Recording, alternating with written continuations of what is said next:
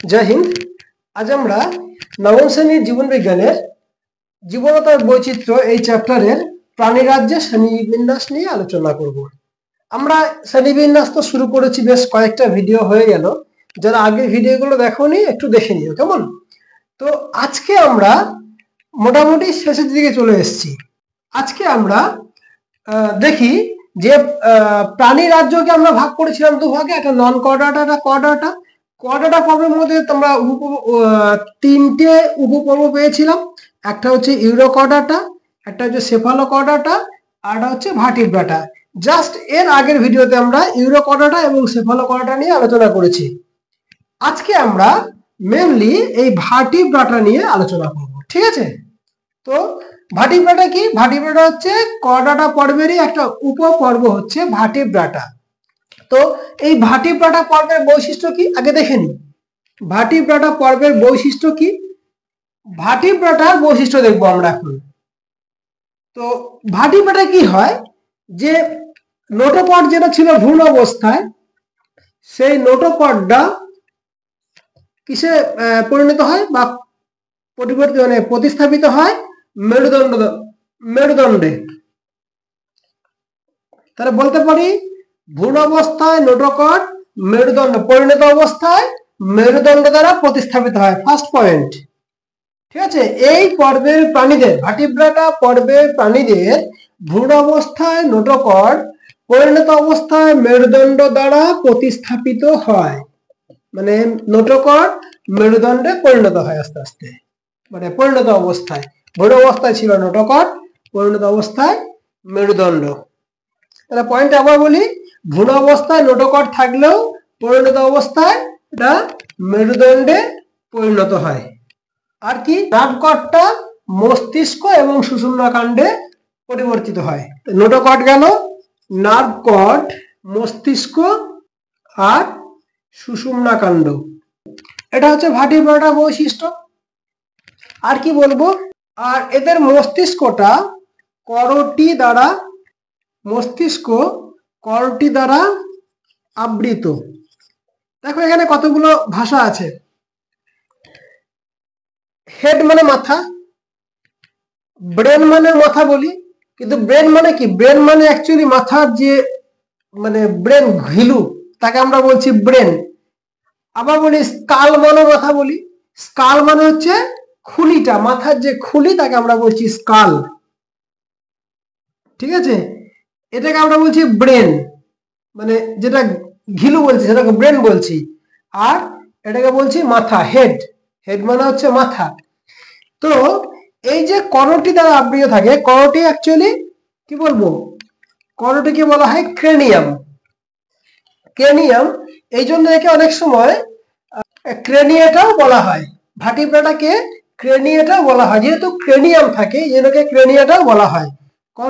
তাহলে মস্তিষ্ক মানে ব্রেন করটি বা স্কাল বা ক্রেনিয়াম দ্বারা আচ্ছাদিত বা আবৃত বলতে পারি। এই হচ্ছে আমাদের ভার্টিব্রাটার বৈশিষ্ট্য। এবারে এই ভার্টিব্রাটাকে আমরা দুটো অধিশ্রেণীতে ভাগ করতে পারি। অধিশ্রেণী মানে শ্রেণীর ওপরে, ঠিক আছে? অধিকারী বলে না, হিন্দিতে বলে অধিকারী। সে অধিকারী মানে শ্রেণীর ওপরে, অধিশ্রেণী, দুটো অধিশ্রেণীতে ভাগ করতে পারি। কিসের উপর ভিত্তি করে? এবার আমরা আলোচনা আসছি। আমি আগে একবার বলেছিলাম, জানি না তোমাদের মনে আছে কিনা, দুটি অধিশ্রেণীতে ভাগ করেছি। একটা হচ্ছে অ্যাগনাথা, আরটা হচ্ছে ন্যাথাস্টোমাটা। মনে পড়ছে? অ্যাগনাথা আর ন্যাথাস্টোমাটা। অ্যাগনাথা আর ন্যাথাস্টোমাটা। এটা একটু স্পেলিংটা দেখি আমরা। AG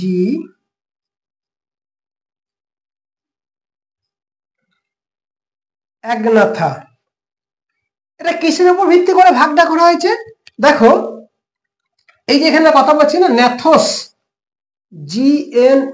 GNATHOS, ন্যাথোস। ন্যাথোস মানে হচ্ছে জ। জ মানে কোনটা? জ মানে চোয়াল। এই চোয়ালের উপর ভিত্তি করে আমরা ভার্টিব্রাটা পর্বের প্রাণীদের, ভার্টিব্রাটা মানে হচ্ছে অ্যাকচুয়ালি কিন্তু মেরুদণ্ডী। কারণ কি বলতো, যে বললাম নোটোকর্ড মেরুদণ্ডে পরিণত হচ্ছে, এদেরকে আমরা এক কথায় মেরুদণ্ডীও বলতে পারি। ভার্টিব্রাটাকে মেরুদণ্ডী প্রাণীও বলতে পারি, ঠিক আছে? তাহলে এদেরকে আমরা দেখতে পাচ্ছি ন্যাথোস মানে হচ্ছে চোয়াল, চোয়ালের উপর ভিত্তি করে আমরা ভার্টিব্রাটাকে ভাগ করতে পারি দুই রকমের, একটা হচ্ছে একনাথা আরটা হচ্ছে ন্যাথোস্টোমাটা। তাহলে একনাথা প্রাণীর কি বৈশিষ্ট্য দেখি আমরা, একনাথা প্রাণীদের কি কি বৈশিষ্ট্য একটুখানি দেখা যাক।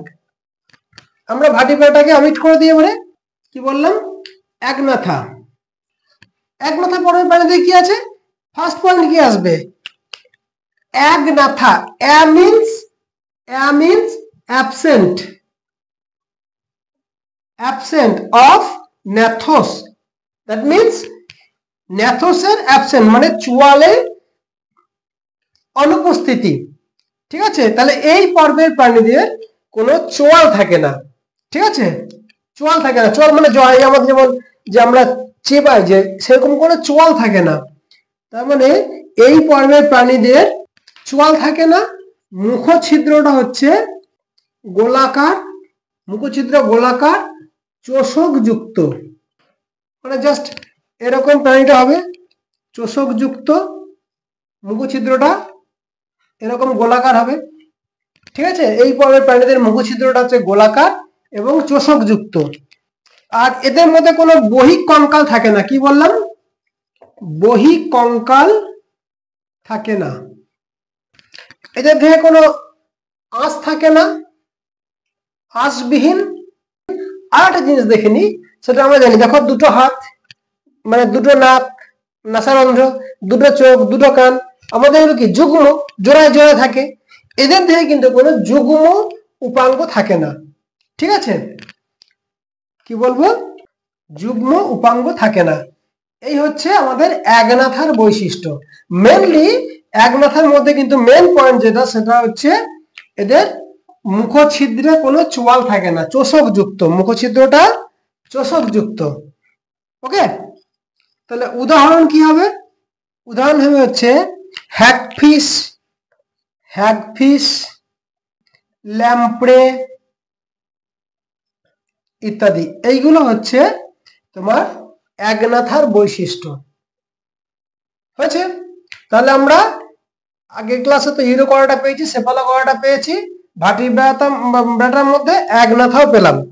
এবারে একটা জিনিস আমরা জেনে রাখি, একনাথার মধ্যে এটা তো অধিশ্রেণী পেয়েছিলাম, মানে শ্রেণীর ওপরে, এদের আন্ডারে একটাই শ্রেণী আছে, কি শ্রেণী, সেটা হচ্ছে সাইক্লোস্টোমাটা। কি নাম বললাম, সাইক্লোস্টোমাটা। একনাথার একটাই শ্রেণী, শ্রেণীটা কি, সাইক্লোস্টোমাটা। হয়েছে, তাহলে আমরা আস্তে আস্তে এইগুলোকে মুছে দিই। ভার্টিব্রাটার মধ্যে দুটো অধিশ্রেণী, এটা হচ্ছে একনাথার ন্যাথাস্টোমাটা, তার ন্যাথাস্টোমাটার মধ্যে একটাই শ্রেণী, সেটা হচ্ছে সাইক্লোস্টোমাটা। এই পর্যন্ত হলো। এরপরে দেখি আমাদের ন্যাথোস্টোমাটা।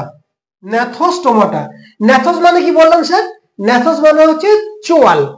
তাহলে যে ভার্টিব্রা পর্বের প্রাণীদের মুখের মধ্যে চোয়াল উপস্থিত, তাদের বলা হয় ন্যাথোস্টোমাটা। বুঝাতে পারলাম, যে সমস্ত ভার্টিব্রা পর্বের প্রাণীদের মুখের মধ্যে চোয়াল মানে উপস্থিত, তাদের আমরা বলতে পারি ন্যাথোস্টোমাটা। তো ন্যাথোস্টোমাটার বৈশিষ্ট্য কি, ন্যাথোস্টোমাটা পর্বের বৈশিষ্ট্য কি একটু দেখে নিই। এদের এক নাম্বার হচ্ছে মুখে চোয়াল থাকে, লিখছো তো সব, লিখে নিও কিন্তু পরে মিস হয়ে যাবে। মুখে চোয়াল থাকে। 2 নাম্বার পয়েন্ট কি বলবো, একজোড়া আমাদের যেমন নাসারন্ধ্র, আমরা তো সেই এই ন্যাথোস্টোমাটার মধ্যেই পড়ছি, একজোড়া নাসারন্ধ্র উপস্থিত, এক জোড়া নাসারন্ধ্র থাকে। আর একটা পয়েন্ট যেটা বলেছিলাম কি বলতো, যুগ্ম উপাঙ্গ বলেছিলাম না, এদের কিন্তু যুগ্ম উপাঙ্গ থাকে। আমরা তো ন্যাথোস্টোমাটার মধ্যে পড়ি, আমাদের যুগ্ম উপাঙ্গ আছে না নেই, আছে তো, তাহলে এদেরও যুগ্ম উপাঙ্গ থাকে। উদাহরণ কি হবে, উদাহরণ হবে যেমন ধরো মাছ, মানে একটা মাছে বলে রুই মাছই বলি আমরা, রুই মাছ, ব্যাং, পায়রা, তারপরে তোমার হচ্ছে টিকটিকি, হচ্ছে মানুষ, গরু, ছাগল এগুলো সবই। রুই মাছ, ব্যাঙ, পায়রা, মানুষ এগুলো সবই হচ্ছে ন্যাথোস্টোমাটার মধ্যে পড়ছে। এই ন্যাথোস্টোমাটাকে আমরা 6টা শ্রেণীতে ভাগ করতে পারি। কি কি দেখো তো, একটু আমরা এই ভাগগুলো আলোচনা করি। ন্যাথোস্টোমাটা বোঝা গেল, লেখা হয়ে গেছে, মুছে দিচ্ছি। এবারে ন্যাথোস্টোমাটাকে আমরা এখানে নিয়ে আসি 6টা ভাগ। কি কি দেখো, একটা হচ্ছে কন্ড্রিকথিস, একটা হচ্ছে অস্টিকথিস, এই দুটো হচ্ছে মৎস্য শ্রেণীর। এবার হচ্ছে উভচর, মানে হচ্ছে অ্যামফিবিয়া। তারপর হচ্ছে সরীসৃপ, মানে হচ্ছে রেপটিলিয়া, এগুলো আমি একদিন আলোচনা করেছিলাম। তারপর হচ্ছে অ্যাভিস, পক্ষী। তারপর হচ্ছে ম্যামেলিয়া বা স্তন্যপায়ী। কি কি পেলাম ন্যাথোস্টোমাটা ভাগগুলো? এটা হচ্ছে Chondrichthyes, Osteichthyes, Amphibia, Reptilia, Aves, Mammalia. Clear? এবারে এই দিকটা ক্লিয়ার করে দিই। তাহলে কন্ড্রিকথিস, এই কন্ড্রিকথিস এই শব্দের সঙ্গে এটা মনে রেখো, কার্টিলেজ। কার্টিলেজ মানে কি? কার্টিলেজ কথাটা মানে হচ্ছে তরুণাস্থি। কি বললাম? তরুণাস্থি। এই কার্টিলেজ মানে হচ্ছে তরুণাস্থি। তরুণাস্থি কি? অস্থি মানে হাড়, তরুণাস্থি মানে হাড় সদৃশ্য, মানে হাড়ের আগের অবস্থা, মানে হাড়ের মতো কঠিন নয়, একটু নরম। দেখো তো কানের যে হাড়টা দেখেছো, এই যে হাড়টা আমাদের কানটাকে এরকম আমরা মুভ করতে পারছি, এই হচ্ছে তরুণাস্থি দ্বারা নির্মিত। একে বলা হয় তরুণাস্থি বা কার্টিলেজ। তো এই কন্ড্রিকথিস পর্বের প্রাণীদের, মানে ভার্টিব্রা পর্বের যে প্রাণীগুলো আছে, কন্ড্রিকথিস শ্রেণীর যে প্রাণীগুলো আছে, বা মাছ, এটা তো মাছের শ্রেণী বললাম না, মৎস্য বললাম এগুলোকে, এদের যে দেহ কঙ্কালটা, এটা হচ্ছে কার্টিলেজ দ্বারা নির্মিত বা তরুণাস্থি দ্বারা নির্মিত। ক্লিয়ার? ফার্স্ট পয়েন্ট বলবো, কন্ড্রিকথিস পর্বের প্রাণীদের দেহ কঙ্কাল কার্টিলেজ দ্বারা বা তরুণাস্থি দ্বারা নির্মিত। কি বললাম? এই পর্বের প্রাণীদের অন্তঃকঙ্কালটা তরুণাস্থি দ্বারা নির্মিত। অন্তঃকঙ্কাল মানে কি? আমাদের দেহ, আমরা দেখেছি তো আমাদের যে স্ট্রাকচার, দেহের যে কাঠামোটা কেমন হয়? কাঠামোটা হচ্ছে আমাদের হাড় দ্বারা তৈরি। দেখেছি তো একটা আমরা, সেই কি বলে, কঙ্কাল তন্ত্র দেখেছি, সেরকম অন্তঃকঙ্কাল তন্ত্র আমরা দেখেছি, কিন্তু হাত পা হাড়গুলো দেখা যায়।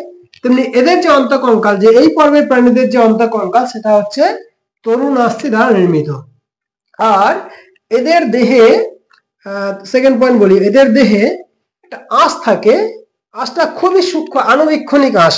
এই ধরনের আঁশকে বলা হয় প্লাকয়েড আঁশ। কি বললাম? প্লাকয়েড আঁশ। এদের দেহে আণুবীক্ষণিক প্লাকয়েড আঁশ দ্বারা দেহ আবৃত। দেখো এই আঁশটা কথা মনে রাখবে, প্লাকয়েড। কার দেখা যায়? কন্ড্রিকথিস পর্বের প্রাণীদের দেহ আণুবীক্ষণিক প্লাকয়েড আঁশ দ্বারা আবৃত। ঠিক আছে? আমরা কিন্তু কন্ড্রিকথিসের বৈশিষ্ট্যগুলো পড়ছি এখন, নিশ্চয়ই এটা বলতে হবে না তখন পরে, যে কন্ড্রিকথিসের বৈশিষ্ট্য কি। দেহ কঙ্কাল মানে অন্তঃকঙ্কালটা তরুণাস্থি দ্বারা নির্মিত বা কার্টিলেজ দ্বারা নির্মিত, আর আণুবীক্ষণিক প্লাকয়েড আঁশ দ্বারা দেহটা আবৃত। ঠিক আছে? নেক্সট পয়েন্ট কি বলবো, এই পর্বের প্রাণীদের মুখছিদ্র, যেটা আমাদের কেমন, আমাদের মুখের সামনের দিকে অবস্থান করে, এদের মুখছিদ্রটা একটু নিচের দিকে, মানে অঙ্কীয় তলে। এই যদি মাছটা হয়, মানে এইখানে হচ্ছে মুখছিদ্র। কি বলবো? মুখছিদ্র দেহের, এটা হলো সামনে হতো, কিন্তু একটু নিচের দিকে অবস্থান করে, এখানে দেহের অঙ্কীয় তলে অবস্থান করে। আর কি বলবো, চোয়ালে দাঁত আছে। চোয়াল আছে বলে তো ন্যাথোস্টোমাটার মধ্যে তো আমরা ভাগ করছি কন্ড্রিকথিস, অস্টিকথিস। চোয়ালে দাঁত আছে। আর মাথার দুপাশে ফুলকা ছিদ্র থাকে। যারা যা হচ্ছে এই তো মাছ, মানে এরকম যদি হয় প্রাণীটা, এই মাথার দুপাশে ফুলকা ছিদ্র থাকে যা কানকো দ্বারা ঢাকানো। এগুলো তো একটা একটা মৎস্য শ্রেণীর মধ্যেই বলেছিলাম না, প্রথম থেকেই বলছি এগুলো হচ্ছে মৎস্য শ্রেণীর মধ্যে পড়ে। নেক্সট পয়েন্ট বললাম হচ্ছে ফুলকা ছিদ্র কানকো দ্বারা আবৃত নয়। আর এই পয়েন্টটা না দিলেই নয়, এদের যে পুচ্ছ পাখনা, পুচ্ছ পাখনা মানে কি লেজ, তো পুচ্ছ পাখনাটা কি বললাম হেটেরো সার্কেল প্রকৃতির। বলি আমরা হেটেরো সার্কেল, নতুন কথা পেলাম একটা। এই যে মাছটা, আমরা তো ছোট থেকেই তো রুই মাছের আমরা ইয়ে আঁকছি, মানে রুই মাছের ছবি আমরা আঁকতে থাকছি। এই যে মাছের যে লেজটা, মানে পুচ্ছ পাখনা মানে কি লেজ, তো এদের অংশ দেখো, এই হাফ পোর্শন যেরকম দেখতে, এটা একই রকম দেখতে। দ্যাট ইজ এটাকে আমরা বলতে পারি হোমো সার্কেল। হোমো মানে সেম, হেট্রো মানে ডিফারেন্স।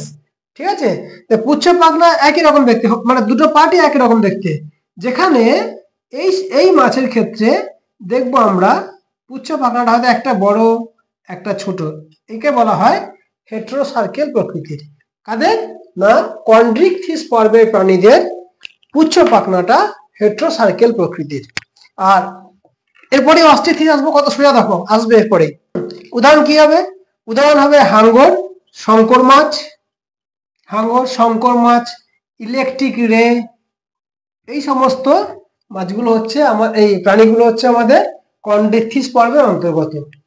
ক্লিয়ার করতে পারলাম এইগুলো? প্রত্যেকের কাছে ক্লিয়ার তো? তাহলে আমাদের এত ডিফিকাল্ট কিছু নয় বাবা, এটা হচ্ছে মাছের বৈশিষ্ট্য বলছি, মানে তৌলাস্থযুক্ত মাছের বৈশিষ্ট্য বলছি। এরপরেই আসবে অস্ট্রিকথিস, মানে অস্ট্রিকথিস মানে হচ্ছে অস্থিযুক্ত মাছ। অস্ট্রোলজি মানে অস্থিবিদ্যা, অস্থিযুক্ত মাছ। তাহলে এর পয়েন্ট কি বলবো? এর পয়েন্টের ক্ষেত্রে বলবো আমরা এদের অন্তঃকঙ্কাল অস্থি, অন্তঃকঙ্কালটা অস্থি দ্বারা নির্মিত। ঠিক আছে, অস্থি দ্বারা নির্মিত। ওদের ক্ষেত্রে বলেছিলাম, কন্ড্রিকথিসের ক্ষেত্রে বলেছিলাম প্লাকয়েডাস। এখানে দেখো অনেক রকমের হ্রাস পাবে। এখানে পাবে হচ্ছে কি কি পাবে, আমি কন্ড্রিকথিস বলছি, এই অস্ট্রিকথিস বলছি এখন। এখানে পাবে আণুবীক্ষিক নয়, এখানে পাবে সাইক্লয়েড। কি কি নাম বলছি দেখো, সাইক্লয়েডাস, দেখেছি আমরা রুই মাছের আঁশগুলো টালির মতো একের পর একটা থাকে, সাইক্লয়েডাস। আর থাকে হচ্ছে টিনয়েডাস।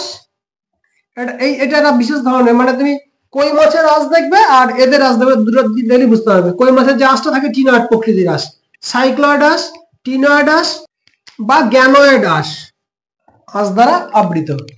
ঠিক আছে, তাহলে অস্ট্রিকথিসের বৈশিষ্ট্য কি পড়লাম? অন্তঃকঙ্কাল অস্থি দ্বারা নির্মিত, এদের মধ্যে সাইক্লয়েড থাকে, সাইক্লয়েড বা টিনয়েড বা গ্যানয়েড, এই তিন ধরনের আঁশ দ্বারা দেহ আবৃত। ঠিক আছে, আচ্ছা এদের মুখছিদ্র ছিল অঙ্কীয় তলে। এদের মুখছিদ্র কোথায় হবে? দেহের অগ্রপ্রান্তে অবস্থিত, দেহের অগ্রপ্রান্তে অবস্থিত। ফুলকা ছিদ্র কানকো দ্বারা আবৃত নয়, এদের কানকো দ্বারা আবৃত। আর এদের পুচ্ছ পাখনাটা হেটেরোসাইকেল ছিল, এদের হচ্ছে হোমোসাইকেল প্রকৃতির। ঠিক আছে, গেল এইগুলো। উদাহরণ কি হবে? উদাহরণ রুই, কাতলা, কই, মৃগেল, যা বলবে সবই, বাকি মাছগুলো সবই, যত মাছ দেখতে পাবো সবই হচ্ছে তোমার অস্ট্রিকথিস পর্বের অন্তর্গত। যেগুলো কাঁটা আছে, কাঁটাগুলো কি, কাঁটাগুলো সবই তো অস্থিযুক্ত, তাই না? তো কাঁটাযুক্ত যে মাছগুলো আমরা খাই সেইগুলো হচ্ছে সব অস্ট্রিকথিস পর্বের প্রাণী। এবারে সব জানার মধ্যে পড়ে আছে, খুব সোজা দেখো। তাহলে কন্ড্রিকথিস ক্লিয়ার হয়ে গেল, অস্ট্রিকথিস টপ করে লিখে নাও, একটু ভিডিওটাকে পজ করে লিখে নাও। ঠিক আছে, আমি এটাকে ক্লিয়ার করি, তারপর আমরা চলে আসি পরের পয়েন্টে। তাহলে কন্ড্রিকথিস হলো, অস্ট্রিকথিস হয়ে গেল। এবারে চলে আসি অ্যামফিবিয়া। অ্যামফিবিয়া, একে বলা হয় উভচর প্রাণী। কি বলা হয়? উভচর। তা অ্যামফি, এই অ্যামফি কথা মানে হচ্ছে বোথ, মানে উভয়, উভয়চর।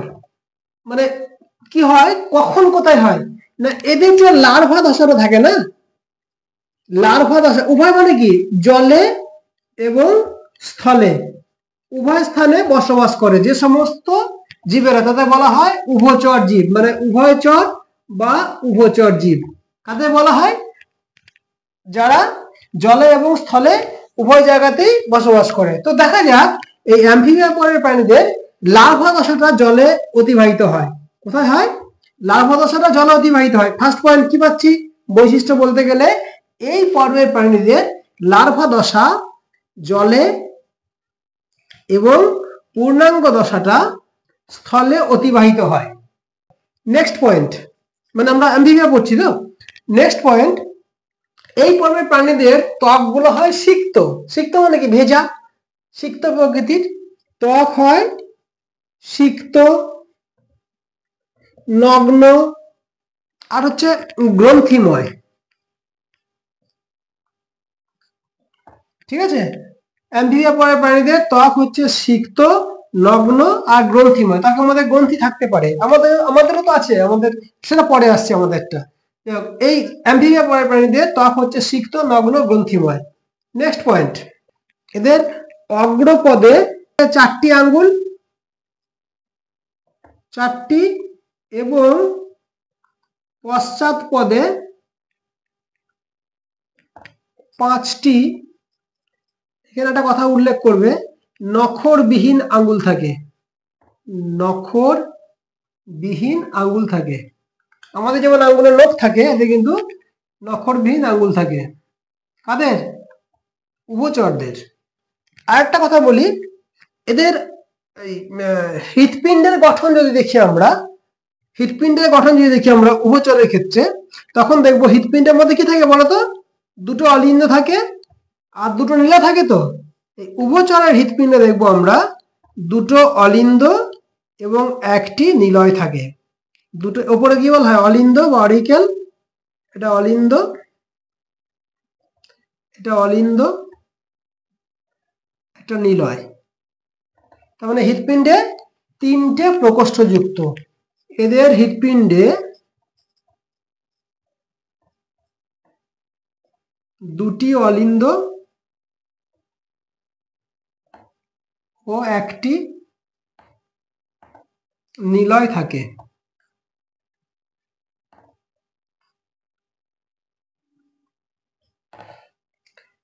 তিন প্রকোষ্ঠ যুক্ত। ঠিক আছে? আচ্ছা, এটা গেল হচ্ছে আমাদের অ্যাম্ফিবিয়া। এর উদাহরণ কি হবে? উদাহরণ বলতে পারবো আমরা? সোনা ব্যাং, কুনো ব্যাং, তাই তো? ব্যাং, বিশেষ করে সোনা ব্যাং, এইগুলো হচ্ছে তোমার অ্যাম্ফিবিয়া পর্বের প্রাণীদের উদাহরণ। এরপরে রেপটিলিয়া। রেপটিলিয়া মানে হচ্ছে সরীসৃপ। আচ্ছা, কি বলবো সরীসৃপের বৈশিষ্ট্য? আমরা ওখানে যখন আমরা অ্যাম্ফিবিয়া দেখেছিলাম, ওদের দেহ ত্বকটা ছিল ময়েস্ট, ভেজা। এদের দেহ ত্বকটা হচ্ছে, সরীসৃপের কি বলবো, সরীসৃপের দেহ ত্বকটা হচ্ছে শুষ্ক। দেহ ত্বক শুষ্ক। নেক্সট পয়েন্ট কি বলবো? দেহে 2 জোড়া পা আছে। ব্যতিক্রম হচ্ছে সাপ।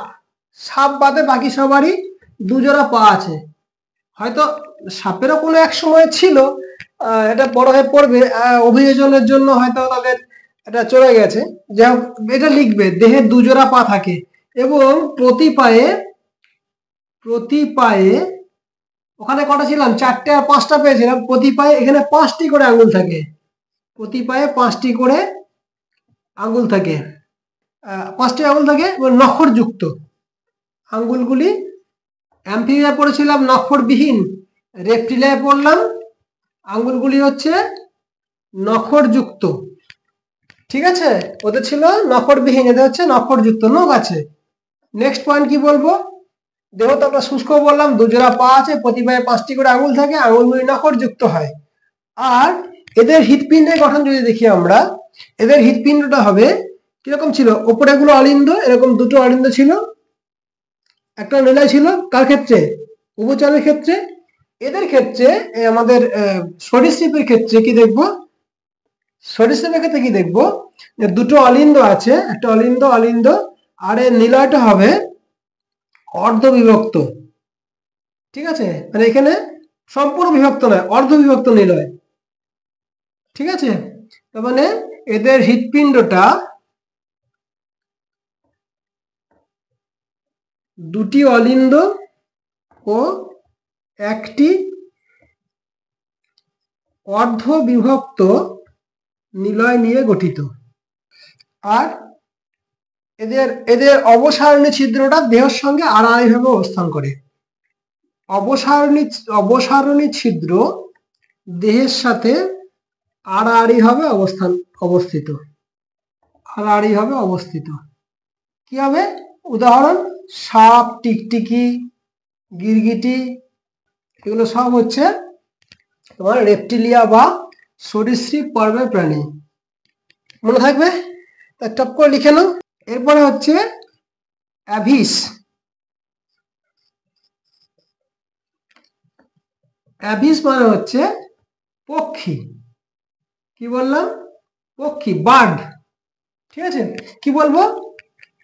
ওদের পেলাম দেহ মানে ময়েস্ট মানে ভেজা, ওদের পেলাম দেহ শুষ্ক। এদের দেহটা হচ্ছে